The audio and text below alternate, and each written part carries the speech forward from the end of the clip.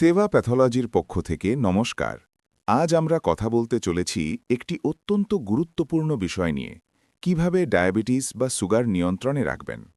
Sugar নিয়ন্ত্রণের প্রথম ধাপ হল সঠিক খাবার নির্বাচন। মিষ্টি, সফট ড্রিঙ্ক, সাদা ভাত, বেকারি জাতীয় খাবার এবং তেলেভাজা যতটা সম্ভব কম খাওয়া উচিত। এর পরিবর্তে সবুজ শাকসবজি, ডাল, ফল ও পরিমিত পরিমাণে ভাত বা রুটি খাওয়া ভালো। দ্বিতীয় গুরুত্বপূর্ণ বিষয় হল নিয়মিত ব্যায়াম। প্রতিদিন অন্তত ৩০ মিনিট হাঁটা বা হালকা ব্যায়াম রক্তে সুগার নিয়ন্ত্রণে রাখতে সাহায্য করে। তৃতীয়ত, ডাক্তারের পরামর্শ অনুযায়ী ওষুধ নিয়মিত গ্রহণ করুন এবং সময়মতো রক্তে সুগার পরীক্ষা করা খুবই জরুরি।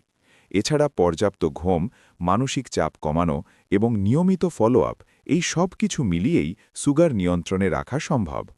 সেবা প্যাথোলজির পক্ষ থেকে অনুরোধ, আজই সচেতন হন, নিয়মিত পরীক্ষা করুন এবং সুস্থ জীবনযাপন করুন।